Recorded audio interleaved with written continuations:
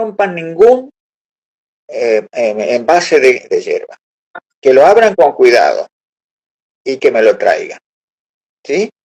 Entonces me traían, juntaba un montón de el papel de la yerba desplegado. Yo tenía unos cepillos de zapato.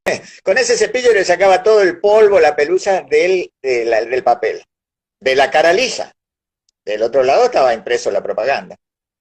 Entonces a la noche esa era mi terapia ocupacional. Lo doblaba, con una regla le marcaba los renglones, después los encarpetaba y hacía como un cuaderno.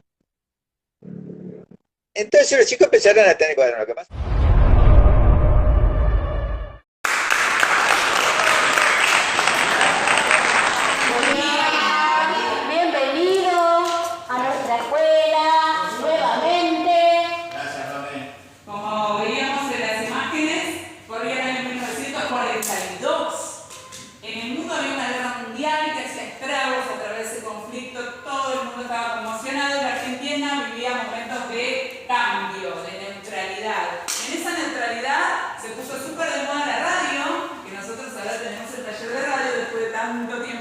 Y la gente escuchaba las noticias a través de esa ventana al mundo.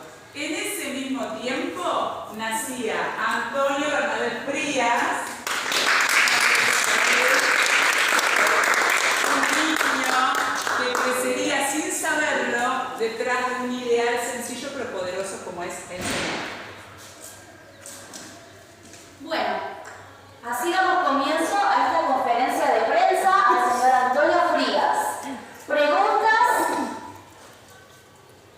Puma Roldán por Streaming 38.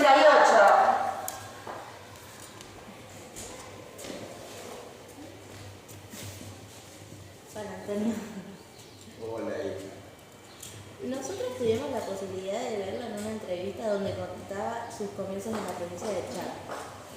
¿Cómo veía la escuela antes y después de trabajar como maestro rural en el impenetrable chaqueño? No se escucha, ¿no? Sí. Perdona.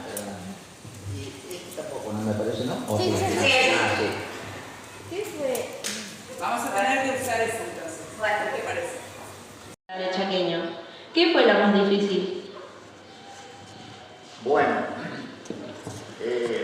capaz que se escucha igual, ¿no? ¿O no? Para que más fuerza le damos. Mirá, era tan novedoso todo para mí, porque yo provenía de una ciudad, de un centro urbano, y me fui a encontrar prácticamente en el desierto. Entonces no había nada, así como estaba hace un rato ya contando cómo hacía los cuadernos, porque no hay carnicería, no hay verdulería, no hay librería, no hay nada. Y entonces había que ser autogestionario. ¿Qué quiere decir eso? Arreglártela como puedas. Hacer la gestión vos solo, con lo que tenés. No tenés nada, igual tenés que hacer. Los primeros días de clase no teníamos nada de nada. Ni banco, ni mesa, ni silla. Y entonces los chicos se sentaban en el piso, o como venían con burrito o caballo, y ahí estaban. Y nosotros, un vecino, en un algarrobo enorme, centenario, gigantesco, en una de las caras le sacó la corteza y ese era el pizarrón. Pero no teníamos tiza. Teníamos el carbón del fuego, porque el fuego no había garrafa, no nada, ni electricidad, nada. Entonces se hacía el fuego, en muchas regiones se continúa con las mismas costumbres, en lo que se llama el fogón. Algunos lo hacen sobre una tarima o algo, y otros directamente en el suelo. A la mañana amanecía en el fogón, de las brasas que se secan, que se forma un carbón. Y con el carbón hacíamos de tiza. ¿Y cuál era el pizarrón? El tronco del árbol. Entonces yo mucho no tenía para pensar qué pensaba de la educación, nada. En ese momento a mí lo único que me interesaba atender a los chicos, ¿sí? Así que todo lo que he pensado vino mucho después, cuando ya tenía experiencia, cuando ya conocí otras costumbres y otros usos. Pero mientras tanto, lo que más me interesaba a mí era trabajar, atender a los chicos. ¿Sabes qué? Nosotros a veces cuando llueve acá y vivimos a 2 cuadras de la escuela no queremos ir para no mojarnos o no embarrarnos. En ese momento, en la primera escuela estoy hablando, ¿no? Hace 64 años, 64, algunos abuelos suyos no habían nacido todavía. Venían de 13 kilómetros. ¿Sabe cuánto equivale en cuadras? 130 cuadras. Pero no tenía colectivo, ni había una calle, nada. Sino senderos así como vemos en las películas, en el monte, todo eso. Bueno, así venía. Así es que yo me preparaba tanto, porque me dolía el sacrificio que hacían ellos. Había, les cuento, un solo caso, por decir. Había chicos que venían caminando desde lejísimo.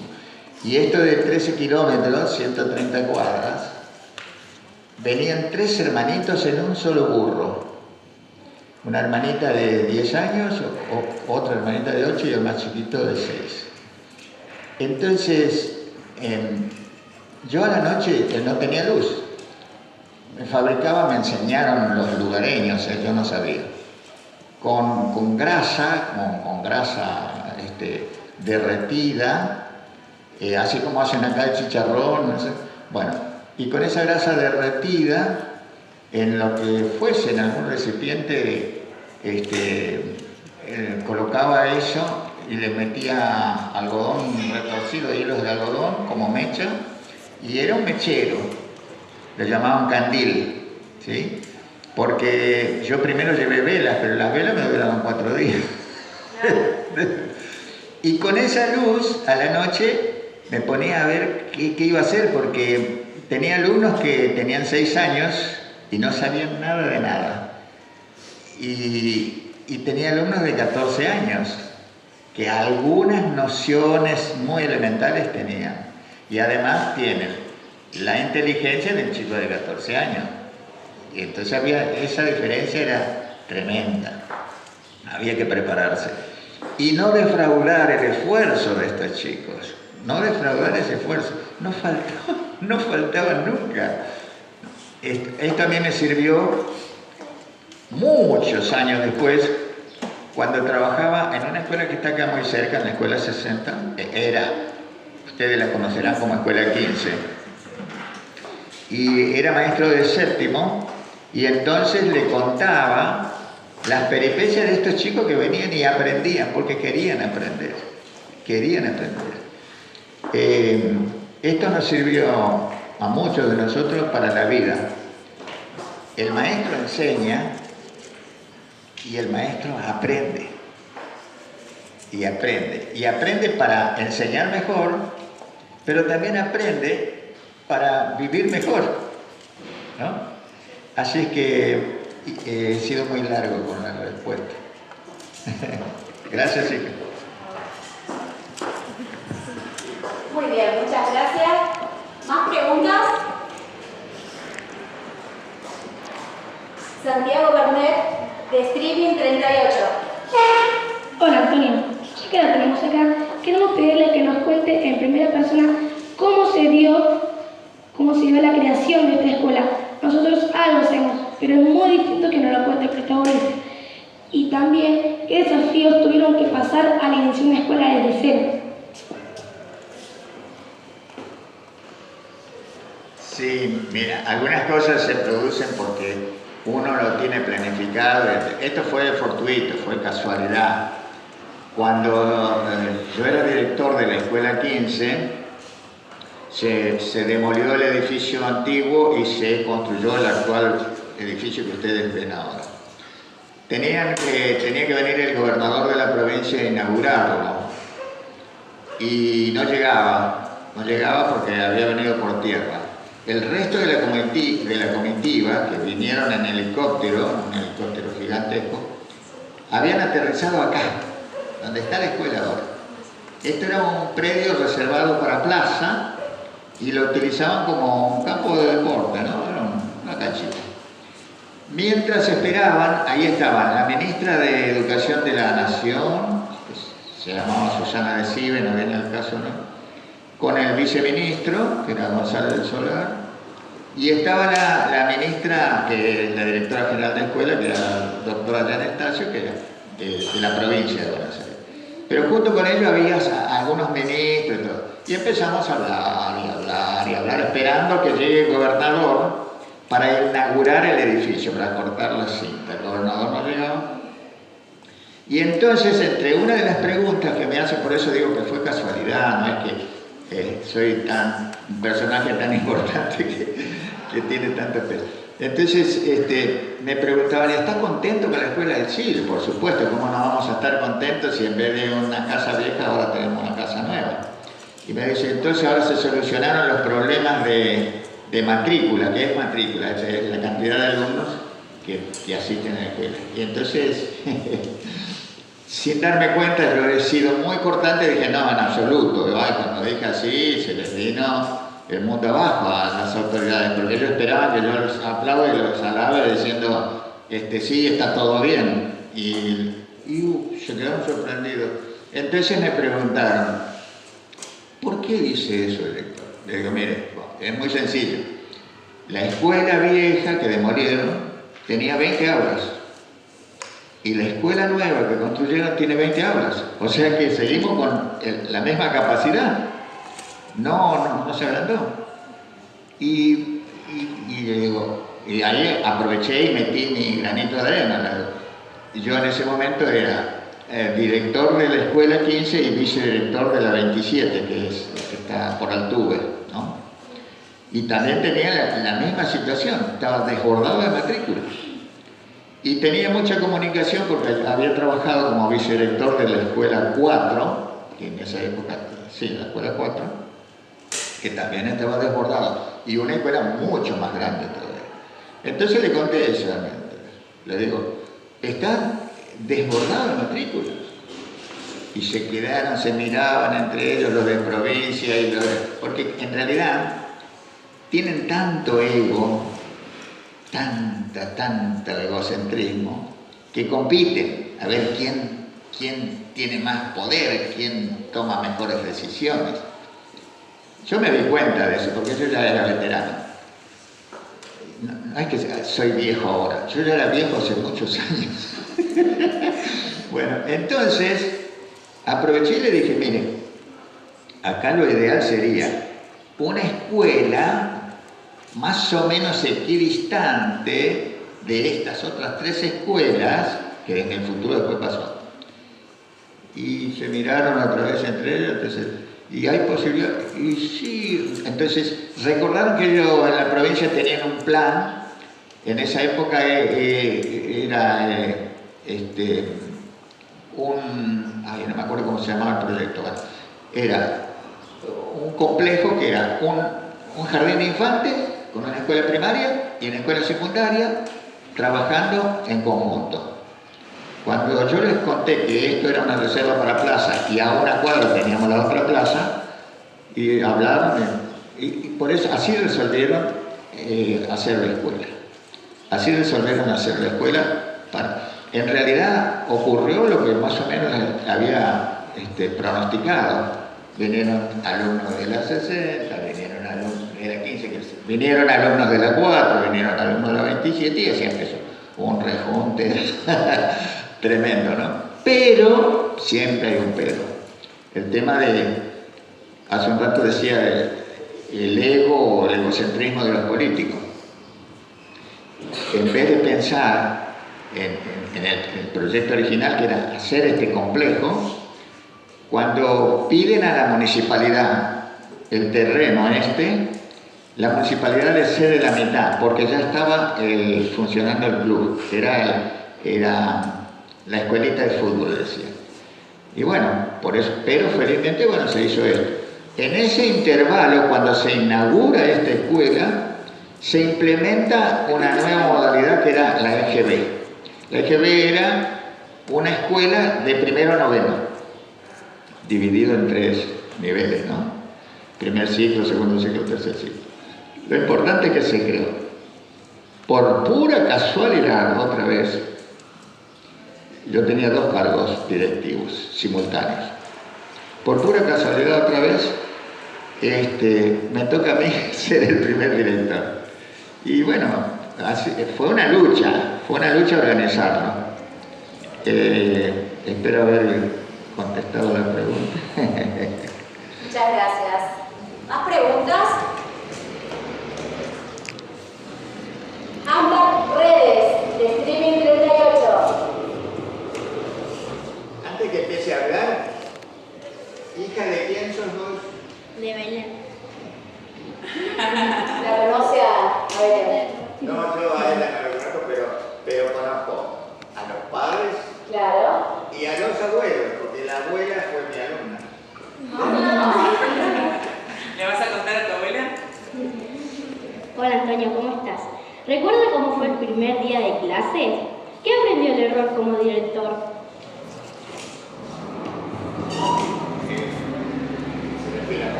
Sí, a esta escuela. Mirá, a mí todos los primeros días de clase me emocionaban hasta el extremo que a la noche casi no puedo dormir. Todos los años, aunque no sea una escuela nueva. Imagínate que cuando vine a la escuela era, ¿cómo decía? Como una hojita suelta en el viento, así temblaba, ¿no? Por supuesto que uno adquiere cierta experiencia. El maestro es como un artista de teatro. Viene hecho pedazo de su casa por algunos conflictos personales, hijos enfermos, lo que sea. Pero acá estamos con la sonrisa para atender a los chicos. Y bueno, y a mí me pasaba eso. Sentí una gran emoción. Porque apenas empecé, antes que empiece, un par de días antes, el primer día de clase, vamos por paso a paso, el primer día de clase fue el 13 de marzo del año 2000, el primer día de clase. Y bueno, una lucha para organizar, porque teníamos chicos de todos de 3 escuelas, más otros que venían de otro lado. Cuando una inspectora le pide a una directora, no quiero hablar mal de mi colega, ¿no? Pero le pide a una directora, mira, necesitamos 20 alumnos de todo eso. Es como el director del seleccionado nacional de fútbol. Si le piden jugadores, ¿qué va a hacer? ¿Va a elegir los mejores, los abanderados para darle? No, lamentablemente, y no estoy diciendo que sea malo ni nada, porque nadie quiere acumular problemas. Y los chicos a veces cuando están desfasados en edad, cuando son muy grandes, tienen otras experiencias que no tienen sus compañeritos más chicos y por eso se comportan como se comportan, pero no siempre es porque son malos, porque son perversos, porque se quieren comportar mal. Tienen otras vivencias y otras experiencias. Entonces, cuando llegaron los chicos acá, nos vinieron las joyas. Vinieron de todo un poco. Y se encontraron con el director Antonio. Bueno, hace un rato estaba contando. Pero es como cualquier trabajo. Si uno no entrega el alma en lo que hace, si uno no entrega el alma, el corazón, las horas, el cansancio, la concentración, y el triunfo no está muy asegurado. Ni aún entregando toda la vida no está asegurado, pero tenés más garantías. Y eso pasa cuando están en 6º grado que quieren terminar y salir de acá para ir al secundario. Concentrados, estudiando, hoy, mañana y pasado. Entonces la pregunta es, ¿será que otro puede estudiar por mí? Otro no lo puede. Si otro estudia, aprende él. Cada cosa que tenemos como meta en la vida, lo emprendemos nosotros con nuestros recursos y con nuestros esfuerzos. Gracias, hijo. Muchas gracias. Saludos a Claudia Agüero, así se llama la abuela. Una memoria. ¿Más preguntas? Tiago Mesa, de Streaming 38. Buenos días, Antonio. Mi primera pregunta es, ¿se acuerda cuántos docentes y alumnos habían cuando se fundó nuestro colegio? Y mi segunda pregunta es, si tuvieras que pensar en 3 personas que marcaron una huella en nuestro colegio, ¿quiénes serían? La última pregunta, ¿la puedes repetir, Tiago? La última. Que la última pregunta era, si tuvieras que pensar en 3 personas que dejaron una huella en nuestro colegio, ¿quiénes serían? Dejaron huella. 3 personas que dejaron huellas. Y es muy difícil. Es muy difícil porque en el camino tan largo, yo trabajé 46 años en la docencia en escuela pública y después que me jubilé trabajé 2 años en una escuela privada como director. A veces es increíble quiénes son los que te dejan marcado en lo más inesperado, en el medio del monte, allá en la selva, en el impenetrable, ¿no? Le cuento una anécdota cortita. El rancho donde dábamos clases tenía, en vez de tener toda esta madera pulida, tenía unos palos gruesos, toscos, cosas, y arriba era todo paja. Hacía mucho calor. Y en ese techo se anidaban culebras. ¿No? Las culebras, bueno. Entonces un día no tenía campana, no tenía nada, salimos un ratito al recreo, estábamos conversando. Y entramos. Apenas entramos, yo miro así, se me viene el alma abajo, veo una culebra desplazándose atrás. Y no dije nada, yo supuestamente protegiendo a los chicos. Y acabábamos de entrar del recreo. Y le digo, chicos, vamos del recreo otra vez. ¿No?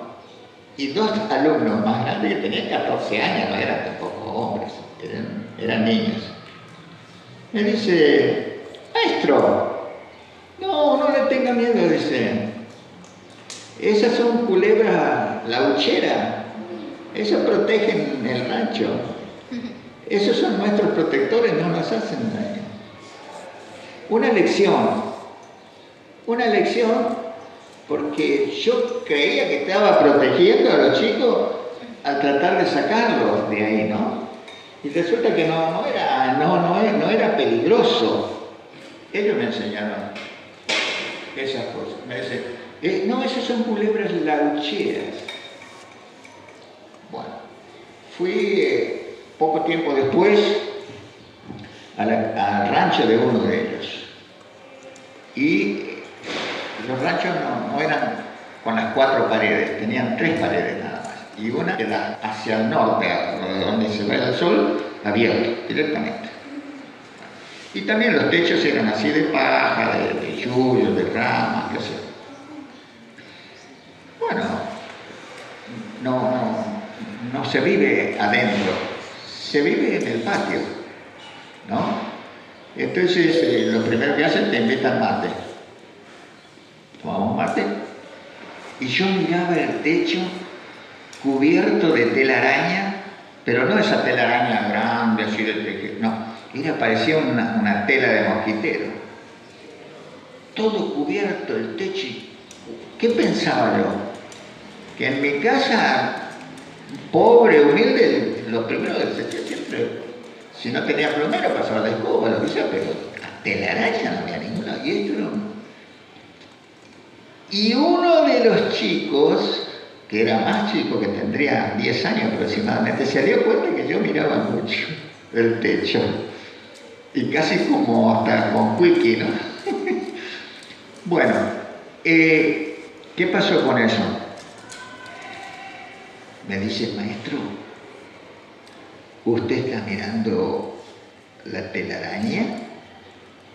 Tal y cual, yo a la flauta. Uno menoscaba la inteligencia de los chicos, dice que se la da cuenta. Y me dice, eso no hace daño, porque son, espera a ver que me acuerdo, esas son arañas vinchuqueras. ¿Alguien sabe lo que es la vinchuca? Bueno, es un insecto que transmite una enfermedad que afecta a la circulación y termina dañando el corazón, ¿no? Lo denominan el mal de Chagas. Bueno, y este insecto, la vinchuca, y opera de esta manera. La vinchuca tiene como un radar que detecta calor humano o calor, ¿no? Entonces, nosotros estamos durmiendo acá, la vinchuca viene del monte y lo primero que hace es se instala en el techo para enfocar su radar a donde está. Y busca generalmente lo más tierno, ¿no? Si hay niños, y pica en los lugares también más tiernos, que cerca del ojo, y defecan, hacen sus necesidades en donde pican, eso provoca un escozor. Nosotros, ¿qué hacemos? Nos rascamos, levantamos los poros y esa enfermedad ingresa por nuestra piel. ¿Qué pasaba con esta telaraña? Las vinchucas vienen, no van, se quedan ahí a buscar con su radar a dónde van a ir a picar. Y vienen, se instalan en el techo y quedan pegadas a la telaraña. Entonces no hay picadura de vinchuca. O sea, enseñanzas inesperadas, ¿no? Enseñanzas inesperadas. Y esto mismo que les conté, que uno tiene un aprendizaje insospechado, ¿no? Inesperado, ¿no? Pasa con las personas que dejan huella. A veces uno ni siquiera se da cuenta en el momento el ejemplo que está recibiendo o el impacto que le está causando. Y resulta que después, con el tiempo, uno tiene, y eso pasa con los maestros. Hay alumnos que recuerdan, tuvieron 10 o 15 maestros y se acuerdan de una maestra, la señorita fulana de primer grado, ¿no? Hace muy poco me dijo una ex alumna mía que ya se jubiló como maestra. Y bueno, y ella siempre comenta de su primera maestra de primer grado, que es Susana Bruno Moreno. Entonces, estamos hablando que ya tiene más de 70 años ella, y cuando era muy jovencita fue la primera maestra de una alumna mía después en séptimo. Y para toda la vida quedó marcada con esa señora. Bueno, también es un personaje, ¿no? Sería muy injusto si tengo que hacer nombres. Es difícil. Un top 10, 10. Es difícil. Es difícil. Pero una compañera, cuando yo era maestro en la escuela 60, en la escuela 15, y que trabajaba a la mañana y a la tarde, y que venía desde muy lejos, venía desde Aedo, que es una localidad que está sobre la zona oeste, ¿no? Sobre el ferrocarril de Sarmiento. Se tomaba un colectivo desde Aedo hasta la estación El Palomar, de la estación San Martín. Estoy hablando de cosas que no sé si conocen o no. Ahí se tomaba el tren, bajaba en San Miguel, y en San Miguel tomaba el colectivo, y era una Sarmiento, no faltaba nunca, pase lo que pase. Es una persona que me marcó muchísimo. Era mi compañera nada más, pero me marcó mucho por la capacidad de trabajo. No paraba nunca.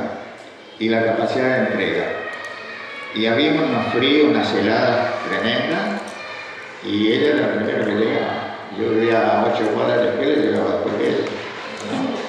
Entonces, si tengo que nombrar a una persona para no ser injusto, ya es fallecida, y creo que la biblioteca lleva el nombre de ella, se llamaba Aurelina Azucena Urquiza. Falleció en el año 2009. Aurelina Azucena Urquiza. Falleció hace 16 años. Lamentablemente. ¿Ah, sí? Ah, claro, exacto, un buen aporte. Aparte, hija de alumna también.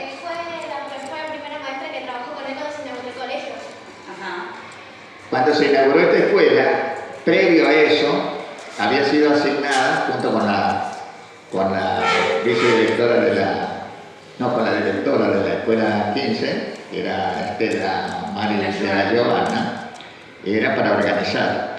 Así que fue. Y ella estuvo como prosecretaria acá, Azucena Urquiza. Así que como personaje que me marcó, pero no fue lo único, fueron muchos. Es una crueldad, es injusto decir este sí, este no.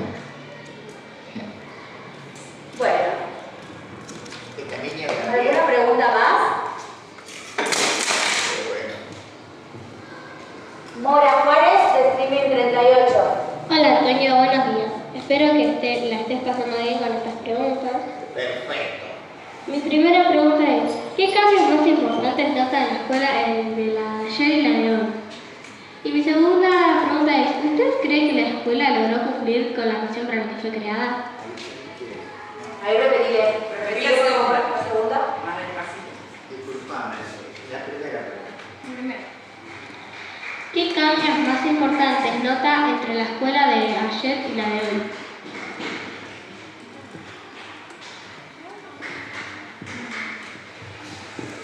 Sí, mira, las sociedades evolucionan y se transforman y cambian.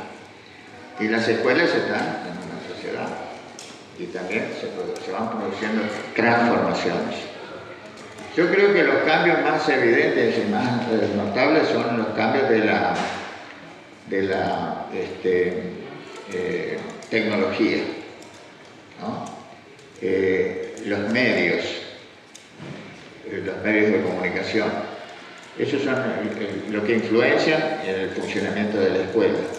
Imagínense que nosotros hace, no mucho, pero hace 30 años, no teníamos posibilidad. Estamos ahora acá y inmediatamente podemos llamar a la abuelita que está en Mendoza. O podemos avisarle a mamá que me venga a buscar. Y eso no existía. La acumulación de conocimiento se centraba mucho en la biblioteca y se concentraba en lo que se llamaban enciclopedias, que era donde estaba el cúmulo de conocimiento, pero en el papel escrito. Ahora un niño de 6 o 7 años entra a Google y tiene la información que se le dé la gana. Imagínense buscar en una enciclopedia, tenía que buscar por abecedario el tema, hasta que encontraba. Y después cuando encontraba el tema, estaba dividido en capítulos. Era muy importante desde mi punto de vista, porque te requiere de un esfuerzo de investigación. No importa, déjalo. Requiere un esfuerzo de investigación y de concentración y de leer y de analizar y después de compartir y debatir con otros para que te quede el conocimiento. Imagina ahora con Google.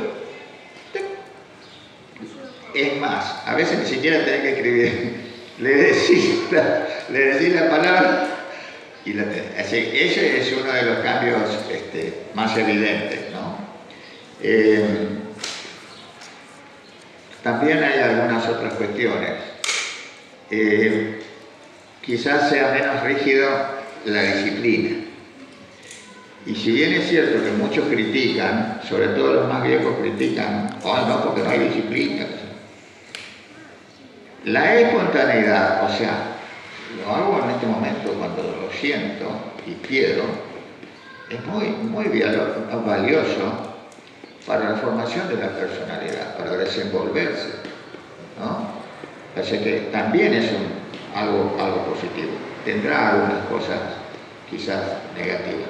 La segunda pregunta, ¿será que podrás repetir? Perdóname, porque comprendan que soy anciano. ¿Usted cree que la escuela logró cumplir con la misión para la que fue creada? ¿Usted cree que la escuela logró cumplir para la misión para la que fue creada?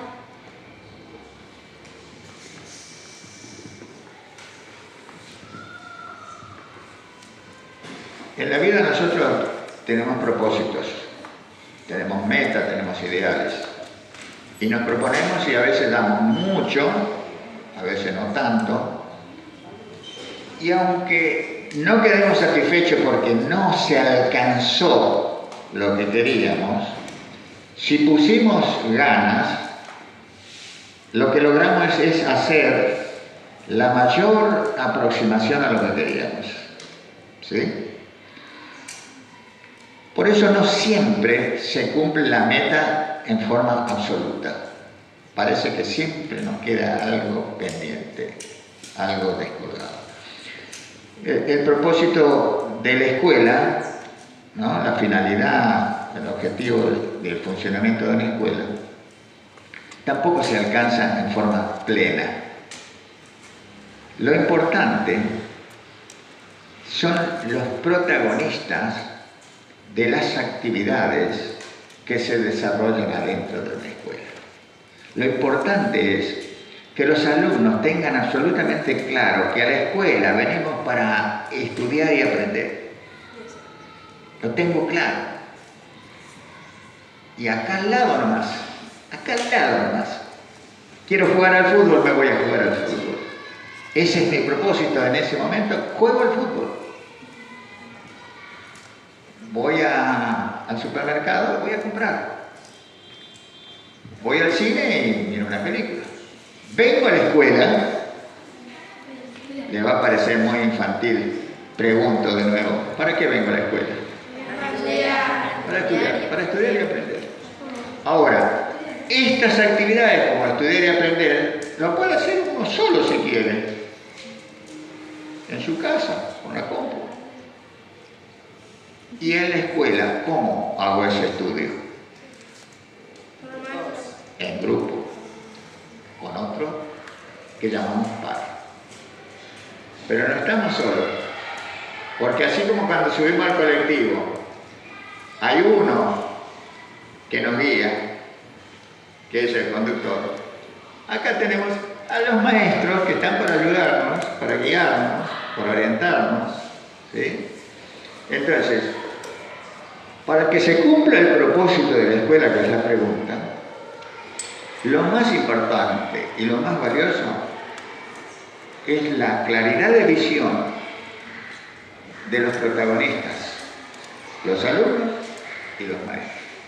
Y que los alumnos asuman su rol y que los maestros asuman y cumplan su rol. Y bueno, no se va a cumplir el 100% del objetivo de la escuela, pero vamos a hacer lo que se llama la mayor aproximación. Hacemos todo lo que podemos. Es como cuando los niños en casa, tenemos 3 hermanitos, uno de 14, uno de 10, y quieren ayudar a papá a juntar cosas. Todos no hacen lo mismo, pero todos pueden ayudar.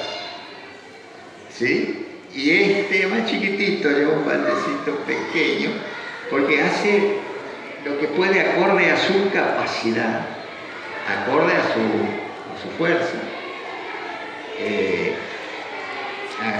acorde a sus aptitudes. Y el de 10 un poquito más y el otro ya es casi como semiadulto. O sea que esto es lo que hacemos nosotros también en la vida, ¿no? Hacemos lo mejor que podemos. Tener la voluntad para hacer lo mejor que podemos. Esto tiene un nombre. Es la búsqueda de la excelencia. ¿Qué significa la búsqueda de la excelencia? Hacer lo mejor de lo mejor que podemos hacer con los recursos que tenemos. Pero si tengo de todo, puedo hacer mejor. Si tengo menos, puedo hacerlo menos. Pero hago lo mejor que puedo. Gracias. Gracias. ¿Más preguntas? No tan aburrido, ¿no? Yasmín Rivas, de Spring 38. Hola, buen día, Antonio. Mi primera pregunta ¿es cierto que dio clases en el penal de Marcos Paz? Y mi segunda pregunta es, ¿hay alguna historia especial que lo haya conmovido en ese lugar?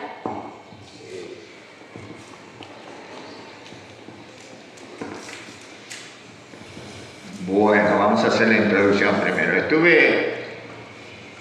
Trabajaba a la mañana y a la tarde en la escuela 60.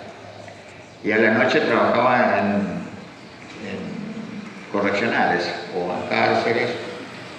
Le llamaban de menores en aquella época a los detenidos que tenían entre 18 y 21 años. O sea, no eran menores, eran ya experimentados. Bueno. Sí, trabajé, ahora hay un enorme complejo ahí en esa zona de Marcos Paz, pero yo estoy hablando de la década del 80, o sea que hace muchos años, y solamente estaba una cárcel, como les digo, para menores, que eran de 18 a 21 años, y que eran de menor peligrosidad, así que no eran asesinos, esas cosas, pero bueno, eran delincuentes, tenían causas. Y bueno, cosas que me conmocionaron ahí era la cárcel estaba a 6 kilómetros de la ciudad de Marcos Paz. Y en la ciudad de Marcos Paz había un colegio que era el Colegio Nacional de Escuela de Comercio. Lo que yo hacía es facilitarle a los internos, a los presos, a estos jóvenes, el que quería estudiar y terminar el secundario. Entonces yo les facilitaba el material y les conseguía eso, teníamos una biblioteca. Y en esas condiciones de encierro no es muy fácil estudiar, es difícil, es una situación negativa. Entonces, la diferencia generacional, si a un chico de 14 años, otro chico de 14 años le quiere dar consejos, es muy probable que no lo acepte. Porque son compañeros, van a experimentar juntos todo, pero que vos me vengas a dar consejos a mí, es difícil. No digo que no puede ser. En cambio, un hombre de 40 años, que puede ser el papá, puede hablar. Y bueno, aunque no le guste, va a reconocer. Y si es otro de 65, que puede ser el abuelo, con más razón.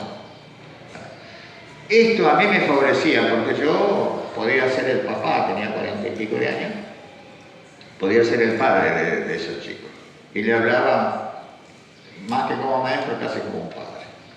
Entonces, lo principal era, quiero llegar a por qué me emocionó alguna vez, lo principal era poder lograr que confíe en mí y que sepa que su secreto no va a ser traicionado, porque es difícil en el medio, porque está en un lugar donde todos somos compadritos y todos somos duros y no queremos mostrar nuestra debilidad porque perdemos.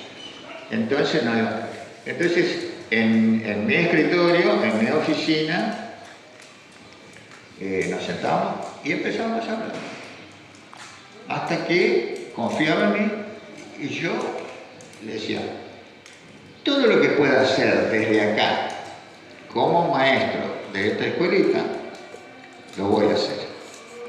Ahora, si vos querés estudiar y tenemos que movilizar autorizaciones de los jueces a través del director del penal, es muy difícil, es muy engorroso. Y conseguir el permiso en el colegio para que te den la mesa examinadora. Si vos querés pasarlo bien y querés venir a leer y estar para salir del mundo del pabellón y todo eso, no hay ningún problema. Venís, hay alguien que buscando por ahí. Entonces, lograban convencerlo para llevarlo, para hacer los trámites. Porque, ¿sabe qué? Cuando uno está privado de su libertad, cuando uno está preso, cuando perdió la libertad, el valor más preciado, ¿qué es? Recuperar la libertad. De cualquier manera, a veces. Entonces, si no puedo recuperarlo legalmente, trato de jugar. Y una vía de escape lindo sería que el maestro me lleve a rendir examen y me tomo el paro. Entonces yo decía, mira, yo no voy a ser perjudicado, yo voy a seguir trabajando. Yo voy a ir a mi casa y voy a estar con mi familia, pero vos te van a perseguir por todos lados. Pero el daño no es para vos. El daño es para todos los demás, porque el director, cuando le proponga llevar un alumno a rendir, va a decir, no, yo esto no quiero, ¿no? Porque pueden ir los sumarios, con investigaciones. ¿Y cuál ha sido el mérito en esa cárcel? Haber llevado, en 4 años tuve el promedio de 1 por año, 1. Eran como 60 chicos, 50 y pico. Y a la escuela venían 6 o 7. Y bueno, y el promedio fue 1 por año que se presentaba a rendir libre. Es duro rendir libre, porque son muchas materias y son diferentes profesores. Era difícil. Entonces yo lo llevaba, nadie sabía que él lo iba a casa. Como si fuese el tutor o el papá, el maestro particular. Lo inscribía, lo acompañaba yo. El chico iba como otro, iba nada de uniforme, nada de arma, nada. Esos chicos bailaban en una pata y yo también bailaba en una pata, porque parece que de 50 chicos que uno apruebe el secundario en un año es poquísimo. Pero si nosotros lo miramos desde otro lado en las condiciones, por eso me preguntó qué había sentido, si era un logro. Bueno, el logro de eso fue haber llevado a chicos que estaban en situación privada de libertad y a terminar su secundario, que después le siguió yo. Muchas gracias. Continuamos. Alejo Portillo, Living 38. Hola, ¿Cómo te va, Alejo? Acercate el micrófono, por favor. ¿Cuál fue el primer acto que se hizo en la escuela? Las señas nos contaron que durante mucho tiempo se hacían fiestas sobre el Día de Tradición. ¿Con gaucho? ¿Nos cuenta? Más o menos creo haber entendido. ¿Sabes qué? No voy a ser el profesor de locución, pero si lo ponen así, es mejor. ¿Sí? Y a veces nosotros ponemos así, igual le capta el sonido. ¿Sí? Bueno, le voy a tener que pedir permiso a la señorita Susana para... Me decía... Que antes... Sí, igual le capta el sonido. ¿Sí? Bueno, le voy a tener que pedir permiso a la señorita Susana para... Me decía... Que antes organizaban actos en el Día de la Tradición, sí, que eran muy lindos, muy populares, y se nos puede contar acerca de eso. Bueno. Venía un gaucho. ¿Cómo? Que venía un gaucho todos los años. Bueno. A raíz de haber comenzado mi trabajo en zona rural, se me pegó mucho esto, porque hay una obra literaria, cumbre de la República Argentina, de un escritor argentino, de José Hernández, se llama Martín Fierro. Y el Martín Fierro, bueno, tiene cosas negativas porque hace una descripción de la realidad, hay cosas del gaucho que se pelea, que se matan, que se... Pero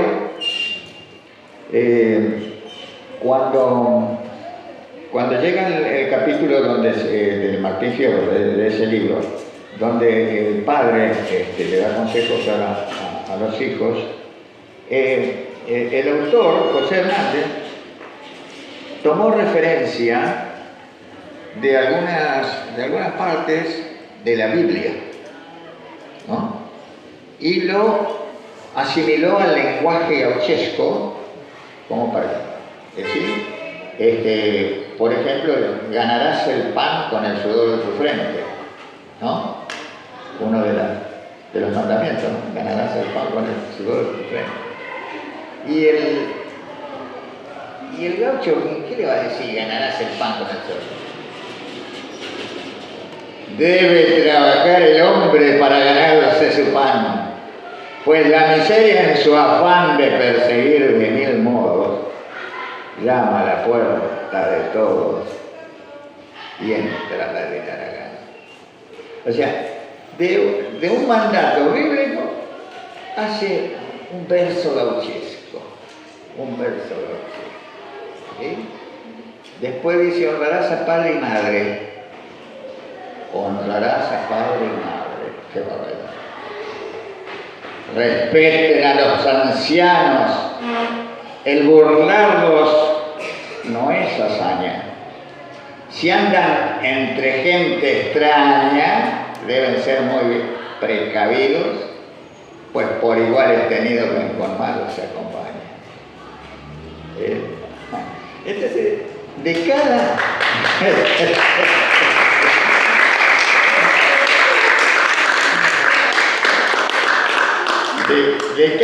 De cada mandato bíblico, él hizo, y entonces a mí se me pegó eso muy joven, porque era una manera de llegar a la gente común, ¿no? Sí, ahora vamos a contar. Ahora vamos a llegar a eso. Y bueno, amaos los unos a los otros. Amaos los unos a los otros. Que no sea guitarreo, hipocresía no. Sentimiento puro llevado a la práctica.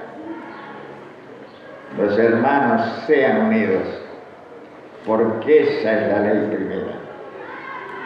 Tengan unión verdadera en cualquier tiempo que sea, porque si entre ellos pelean, los devoran de fuera. Y eso es.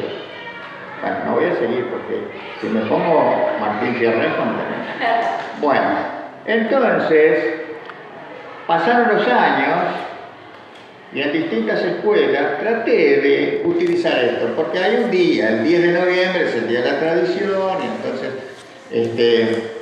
entonces se hacen actos escolares, danzas,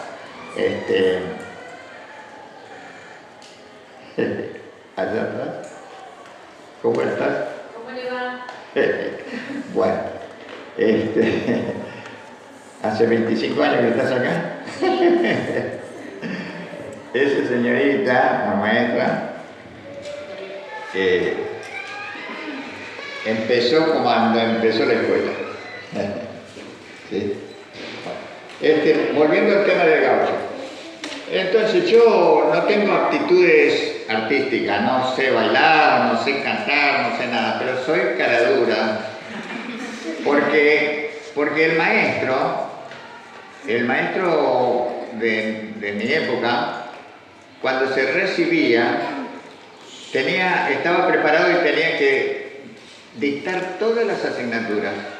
Era maestro de lengua, maestro de matemáticas, maestro de historia, maestro de geografía, y era el que enseñaba a pegar botones y era el que enseñaba educación física y música y enseñaba a cantar el himno, todo.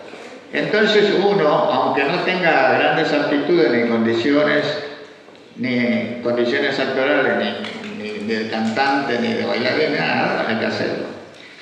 Y cuando era maestro y tenía que preparar un número de danza, me tenía que aprender la coreografía de la chacarera para enseñarle a los chicos, sin saber bailar. Entonces me gustaba. En algún tiempo, hace muchos años, por lo menos 30, quizás más, me compré todos los atuendos gauchescos.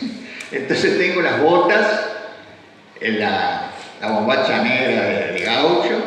Bueno, por supuesto tengo lo que se llama rastra, la faja, el pañuelo blanco, tengo un sombrero. Bueno.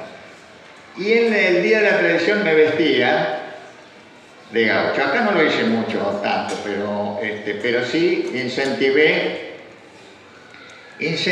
tanto a que se le transmita a los chicos este amor a la historia nuestra, a nuestro terruño, que una maestra, que después fue vicedirectora de esta escuela, a raíz de eso, se sintió motivada, Claudia, sí. Bueno, se sintió motivada esa maestra y ahora es profesora de danza.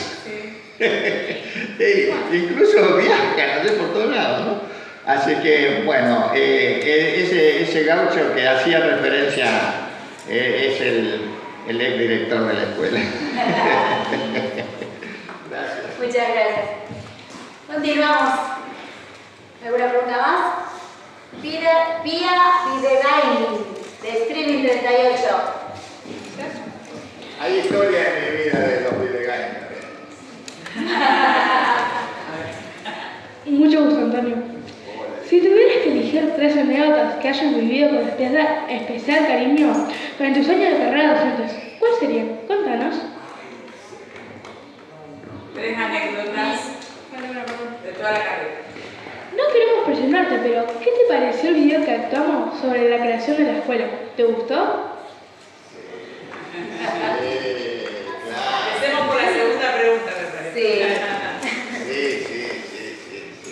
¿Cómo no me va a gustar recordar eso, no? Es más o menos como en una familia, cuando se va agrandando, como se dice vulgarmente, y aparece un hijo o un nieto. Y eso no lo podés olvidar, ¿no? Lo recordás por siempre.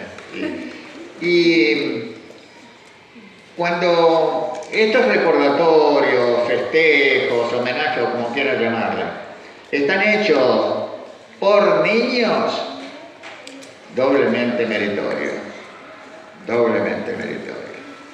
Yo me voy a salir del libreto acá y quiero decirle que los he visto actuar, me encanta que rompan su timidez, me encanta que no lo hagan solo, que lo hagan en grupo, me encanta que se tomen en serio la tarea. Y este trabajo de la radio es espectacular, espectacular. Se va haciendo un poquito más frecuente ahora, pero no es tan difundida en todas las escuelas. Y a veces es una simple improvisación. Y acá observo que hay un trabajo muy pulido. Señorita, tengo que felicitar a una señorita que tiene 2 nombres y 2 apellidos. Susana Graciela Ávila Juárez.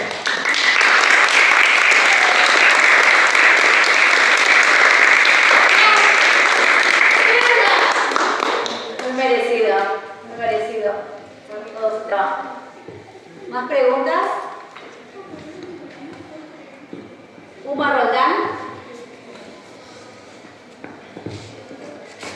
Mi primera pregunta es, ¿qué cosas mantienen igual desde aquellos comienzos?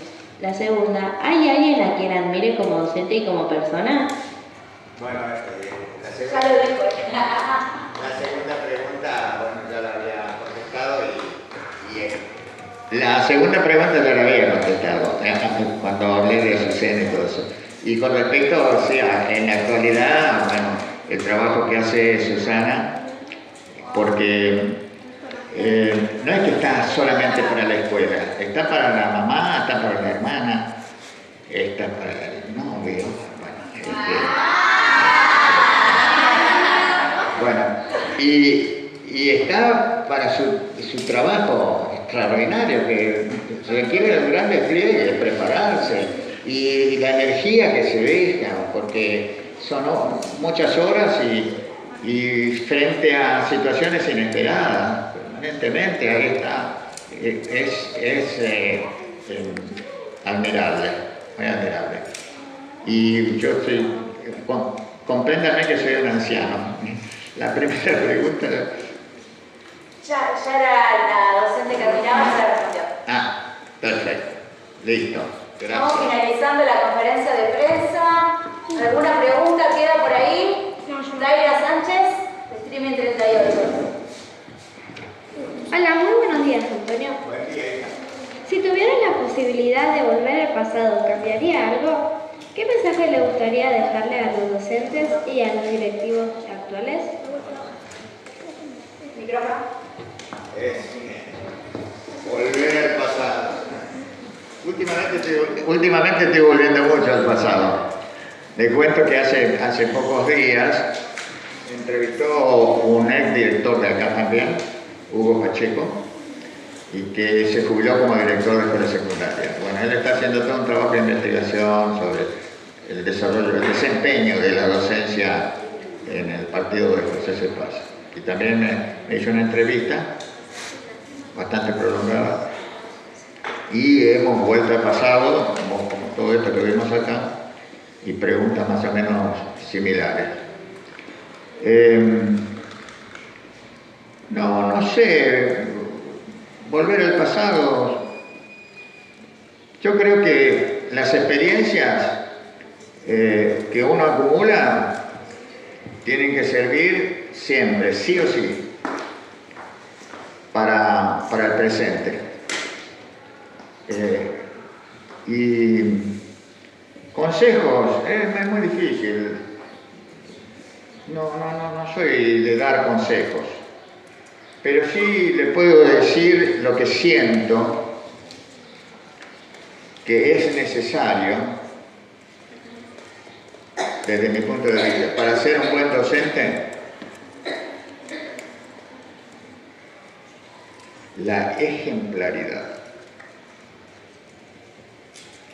Por ejemplo, vamos a la casa, mamá con el niño. Entonces, lavate las manos antes de ir a la mesa. Y la mamá se lava las manos antes de ir a la mesa. No es que le dice al niño que se tiene que lavar, le lava. Ella también se lava. Da el ejemplo. Entonces, hay muchos métodos para enseñar, pero uno de los métodos más eficaces es la ejemplaridad. Yo le digo, no hables con la boca llena, no hables con la boca llena, no sirve, ¿sí? Si yo le digo, tenés que estudiar para hacer bien las cosas, y vengo yo a dar la clase sin estudiar y sin preparar absolutamente nada, no estoy. Entonces se pierde lo que se llama autoridad moral, ¿sí? Así que no quiero dar consejo a nadie, pero sí opino. Mi opinión es que para uno de los requisitos para ser un buen docente es la ejemplaridad, ¿no? En todo sentido, en los modales, en el comportamiento, ¿sí? Y como siempre, como dije al comienzo, la entrega total. ¿Se parece mucho? Ahora voy a mencionar a una persona que está presente acá. A la maternidad. Se parece mucho a la maternidad. ¿Qué pasa cuando nace el nene? ¿Me puedes decir de ahí de lejos? Y das todo. Todo. Todo. Porque querés ser el mejor ejemplo. Ahí. Uno da todo. No sabe de dónde saca tanto amor, pero da todo. Y eso no es solamente para el docente. Estamos hablando de docente y de alumno. Eso vale para todo. Si soy albañil, tengo que poner amor en mi trabajo. Hacer lo mejor que puedo. Es más, si soy barrendero de la calle, tengo que barrer bien. ¿Sí? Hacer lo mejor que se puede, con entrega. Así que, consejo ninguno, pero es mi opinión. Muchísimas gracias.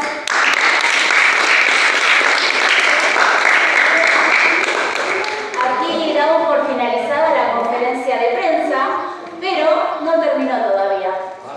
Así que lo invitamos a que se siente porque tenemos una sorpresa preparada por los alumnos del streaming de la 38 y queremos que lo disfruten. Escuchando hablar de los primeros años de la escuela fue como abrir un libro lleno de historias y de sueños, y de momentos que dieron vida a este lugar que hoy sentimos tan nuestro. Gracias por haber sido parte del comienzo de todo, por su dedicación, por su esfuerzo y por haber dejado una huella que todavía se siente en cada aula, en cada pasillo y en cada uno de nosotros. Celebrar 25 años es también reconocer a quienes hicieron posible que esta escuela creciera y se convirtiera en lo que es hoy, una gran familia. Gracias por haber estado, por seguir acompañando y por ser parte de nuestra hermosa historia. Siempre que haya una formación en cada mañana con una voz amorosa pero firme que nos diga nadie toca a nadie, sabemos que su legado sigue. Y esta escuela nunca va a olvidar de lo importante que es aprender para ser buenas personas.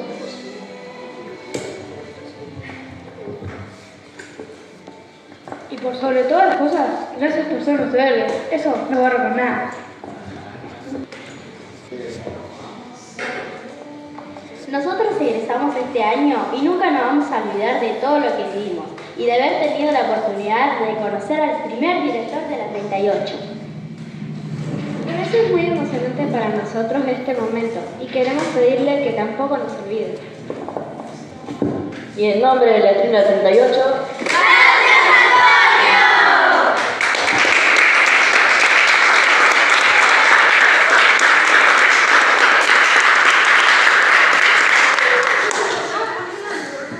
Bueno, la despedida va a ser un último versito de Martín Fierro. Porque ustedes mencionaron algo clave en la formación de los niños, de todas las personas. De ser buena gente, de buena onda, que tira buenas vibras. Ser buena gente, buenas personas. Y hay un verso del Martín Fierro que se refiere a eso. Dice: hay hombres que de su esencia tienen la cabeza llena. Hay sabios de todas menas, mas digo, sin ser muy ducho, es mejor que aprender mucho el aprender cosas buenas. Aprendamos cosas buenas. Gracias, le agradezco infinitamente. Que Dios los bendiga. Un fuerte aplauso para Antonio. Gracias.